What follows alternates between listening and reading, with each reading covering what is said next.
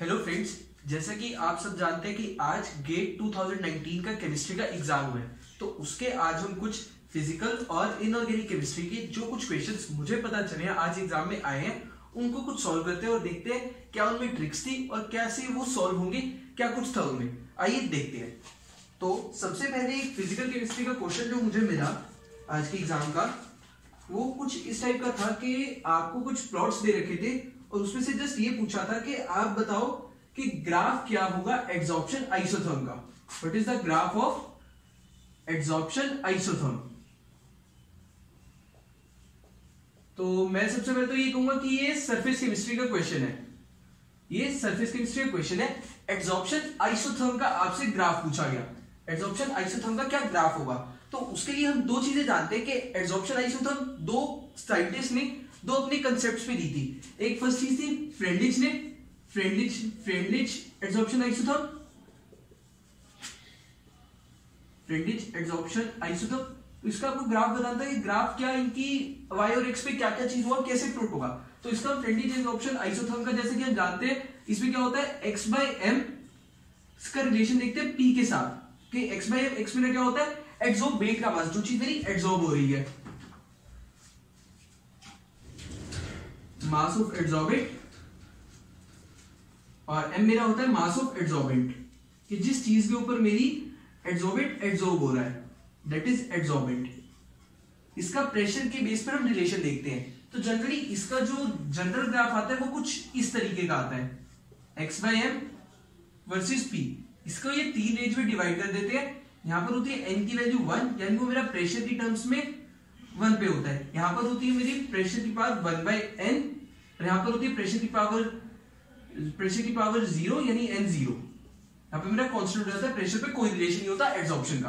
तो अब मैं देखूंगा तो x/m जो मेरा प्लॉट, जो मुझे प्लॉट यहां पर आंसर देना होगा वो x/m p की पावर 1/n से, x/m p की पावर 1/n से। मुझे आंसर में लॉग के टर्म्स में पूछा गया था आंसर कि मेरा लॉग के टर्म्स में क्या मेरा रिलेशन हो सकता है, कैसे ग्राफ आएगा।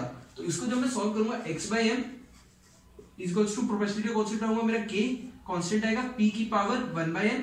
मैं इसको लॉग ले लूंगा, लॉग की टर्म्स में क्या बनेगा log x/m is equals to log k plus 1/n log p। तो अब एक तो ऐसे बता सकते कि मेरा जो ग्राफ का आएगा उसका रिलेशन क्या आएगा, y is equals to c plus mx, तो यानी log x/m versus log p। एक तो मेरा ये रिलेशन टाइप का हो सकता है। अगर आपको ऑप्शन ये सब मिले तो अब ये आंसर लगा क्या हो।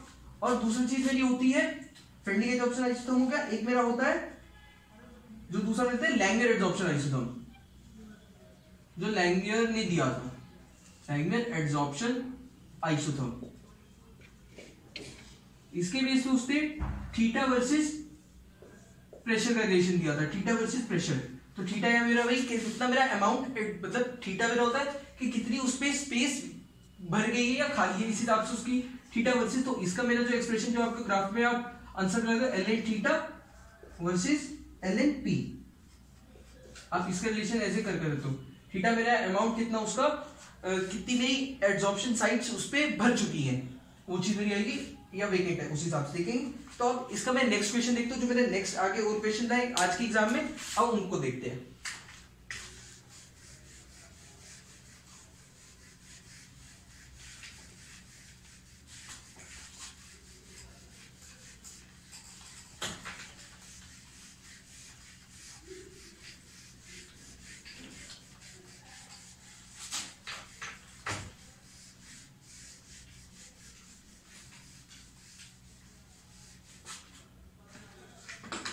एक मेरा क्वेश्चन है कि मुझे चार ऑप्शंस दिए, मुझे स्पाइनल्स बतानी, कोऑर्डिनेशन केमिस्ट्री से क्वेश्चन, कोऑर्डिनेशन केमिस्ट्री के स्पाइनल से क्वेश्चन, कि मुझे बताना है मेरा आंसर कि मेरी कौन सी इनमें से नॉर्मल स्पाइनल होगी,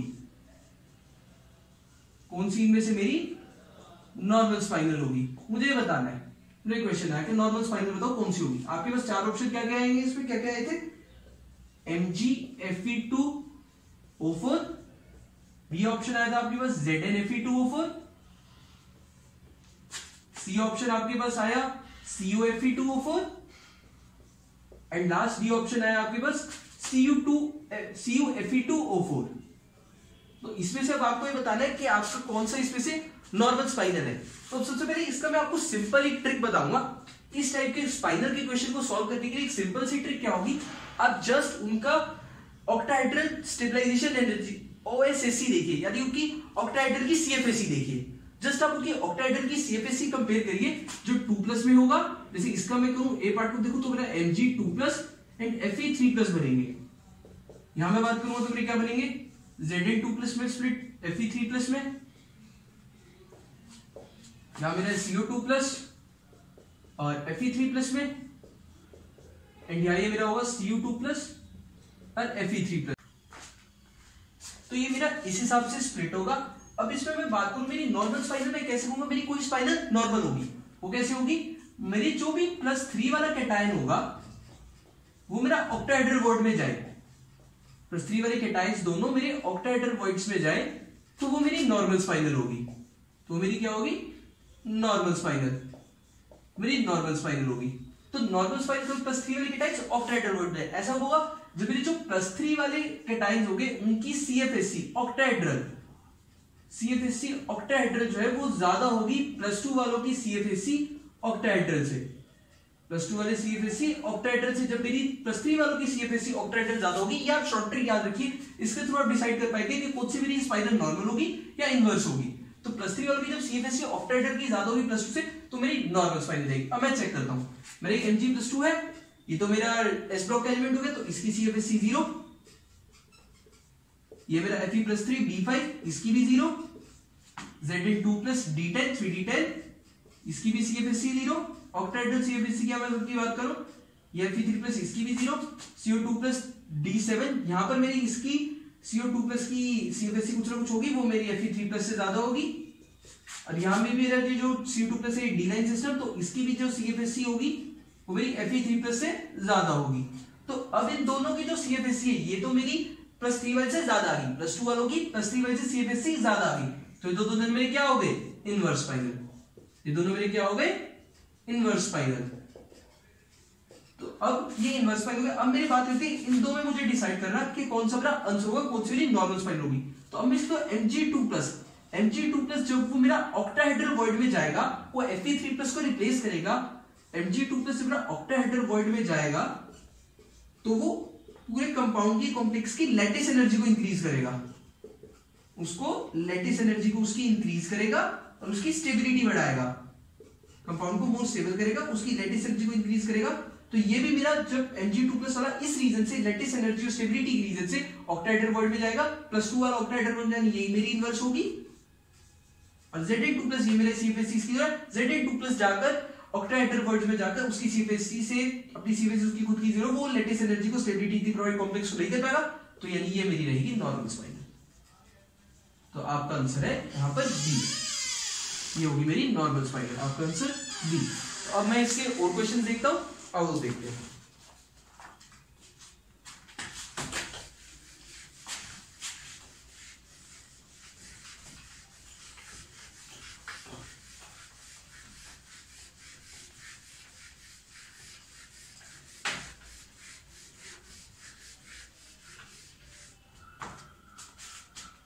तो एक मेरा क्वेश्चन है, मुझे बताना है ऑर्गेनोमेट्रिक कंपाउंड कौन सा है। मेरे को 4 ऑप्शंस दिए गए, मुझे उसमें से ये बताना है कि इनमें से मेरा कौन सा ऑर्गेनोमेट्रिक कंपाउंड है। देखते हैं, ऑर्गेनोमेट्रिक कंपाउंड बताना है, which one of the following is the organometric compound। Organic compound is which one of the following is the organometric compound। इसके मेरे को 3 ऑप्शंस मिले, मैं लिखता हूं W eta5Cp का ट्वाइस, CO का ट्वाइस।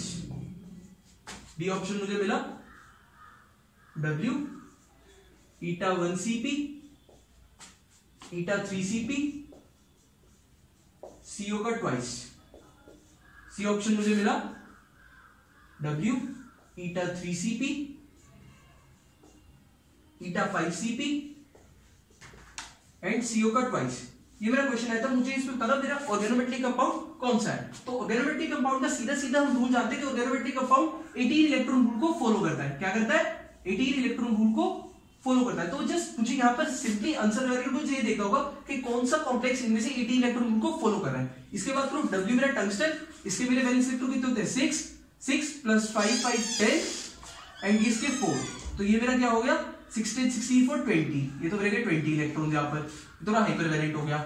इसका मैं बात करूं 6 प्लस 1 7, 7 प्लस ये मेरा 3 है, ईटा 3 है यहाँ पर, 7 प्लस 3 प्लस 4, 6 1 7 7 3 10 10 4 14, ये मेरे हो गए 14 इलेक्ट्रॉन। तो अब मैं बात करता हूँ तीसरे की, इसका चेक करते हैं। 6 प्लस 3 यहाँ पर इसका ईटा 3, यदि इसकी 3 मेरी इसकी हेप्टासिटी है तो 6 प्लस 3 प्लस 5 प्लस में 4, 69 9 5 14 4 18, ये हो गए 18 इलेक्ट्रॉन, यानी ये मेरा आंसर है। ये मेरा क्या है आंसर, मेरा सी इसका आंसर हुआ। सिंपल सा क्वेश्चन। एक और क्वेश्चन जो मुझे पता चला, एक और जो एग्जाम में आज आया है, वो सिंपल सी ये थी, मेरे को दिया गया कॉम्प्लेक्स Mn2 CO10 Mn2CO10 और इसकी रिएक्शन करा दी Br2 से। मुझे जस्ट बताना है कि मेरा प्रोडक्ट क्या होगा। मुझे क्या बताना होगा इसमें, आज की एग्जाम में क्वेश्चन आई है, इसका प्रोडक्ट क्या होगा। तो सिंपल सी बात है, ये मेरा जो, अगर मैं इसका मोनोवैलेंट कंपाउंड देखूं, इसका मैं देखूं मोनोवैलेंट कंपाउंड होता है MnCO5, जो होता है Mn में मेरे पास वैलेंस इलेक्ट्रॉन 7 होते हैं, 3d5 4:7 प्लस ये 5 2 10 17 इलेक्ट्रॉन डेफिशिएंट कंपाउंड। तो इसलिए अपनी इलेक्ट्रॉन डेफिशिएंसी को पूरा करने के लिए ये मेरा कॉम्प्लेक्स बनाता है। तो जब मैं इसकी रिएक्शन Br से कर दूंगा, तो सिंपली वो मुझे एक सिंपल सा कॉम्प्लेक्स MnCO5 Br दे देगा। इससे मेरी इसकी जो है वो 80 इलेक्ट्रॉन्स पूरे हो जाएंगे। मैं देख भी सकता हूँ 7 प्लस 10 प्लस में Br मेरा यहाँ पर माइनस की फॉर्म में एग्जिस्ट करेगा, तो ये मेरा न्यूट्रल एटम मेथड की वजह से इसके 1 और ये 80 इलेक्ट्रॉन। सिंपल सी जब मेरी रिएक्शन होगी, ये स्प्लिट होगा और ये मेरा आंसर होगा, ये मेरा प्रोडक्ट है।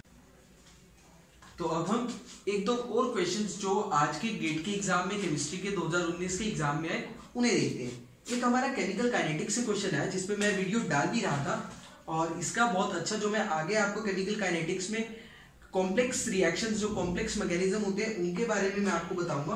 तो उसका एक क्वेश्चन है, वो देखते हैं। पैरेलल रिएक्शन से उसका एक क्वेश्चन है। क्या क्वेश्चन आया हमारा, पैरेलल रिएक्शन का क्वेश्चन आया।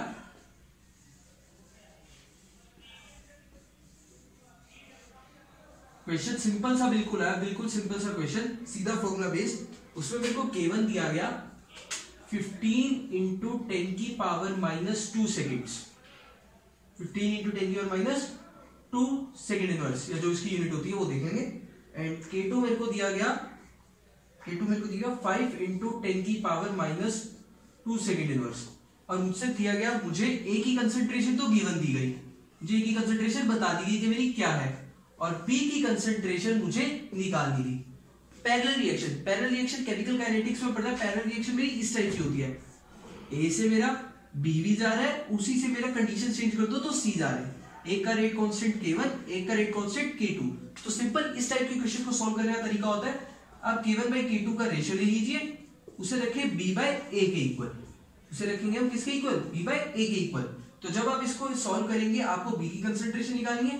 B मेरा क्या हो जाएगा, K1 बाई K2, K1 की वैल्यू 15 इंटू 10 की पावर माइनस 2, K2 की वैल्यू 5 इंटू 10 की पावर माइनस 2, ये कट जाएंगी, और यहाँ पर मेरा A आ जाएगा। A की जो मेरे को कंसेंट्रेशन यहाँ पर गिवन होगी, मैं वो रख दूंगा।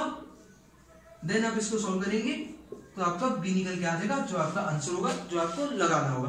अब हम एक और क्वेश्चन देखते हैं जो मुझे पता चला, आइए देखते हैं।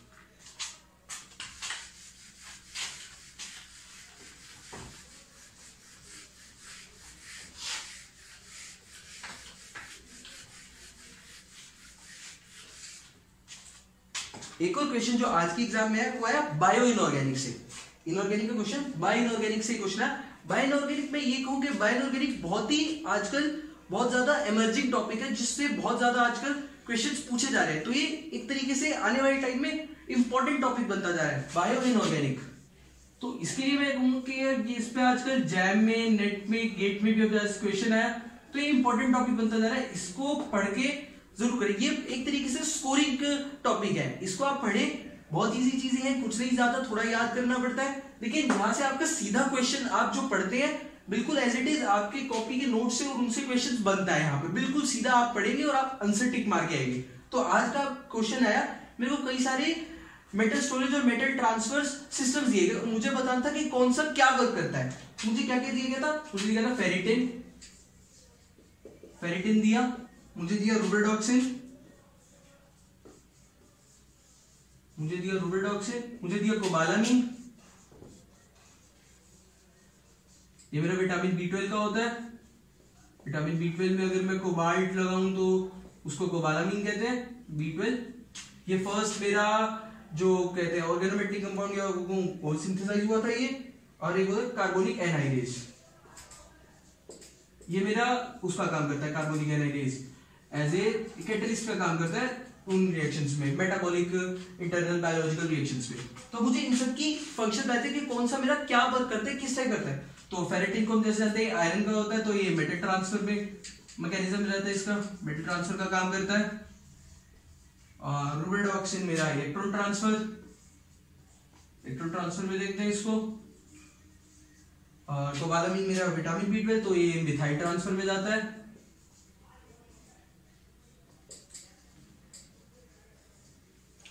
और एक मेरा ये कार्बोनिक एनहाइड्रेज, ये मेरी एसिड बेस रिएक्शन करता है हमारे सिस्टम्स के अंदर, एसिड बेस रिएक्शंस करके ये हमारे मॉलिक्यूल्स को ब्रेक करता है, जिससे वो डाइजेस्ट वगैरह और यूटिलाइज होते हैं। तो ये अब तक के वो क्वेश्चंस थे जो मुझे आज के गेट के एग्जाम में पता चले। तो अगर आप लोग को भी कोई और क्वेश्चंस पता चले तो मैं अपनी मेल आईडी देता हूँ, या आपको और भी कोई डाउट्स हो किसी क्वेश्चन पे फिजिकल और इनऑर्गेनिक केमिस्ट्री के, तो आप मुझे मेल कर सकते हैं और मैं विद इन 24 आवर्स आपको आपकी क्वेरी का रिप्लाई मिल जाएगा।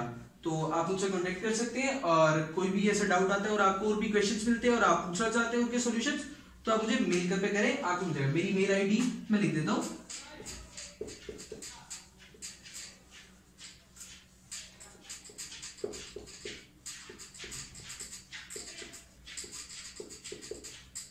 ssikka@cy.iitr.ac.in। इस पर आप मुझे मेल करिए, आपको कोई भी क्वेरी आती है, कुछ आता है एग्जाम से रिलेटेड जो आ जाए, कुछ भी क्वेश्चंस फिजिकल इनऑर्गेनिक केमिस्ट्री के, तो आप मुझसे डील कर सकते हैं। Thank you. वीडियो को लाइक करें, शेयर करें, आगे भी वीडियोस बहुत सी आएगी, तो उनके लिए चैनल पे ट्यून रहें, देखते रहें। Thank you. केमिस्ट्री पढ़े।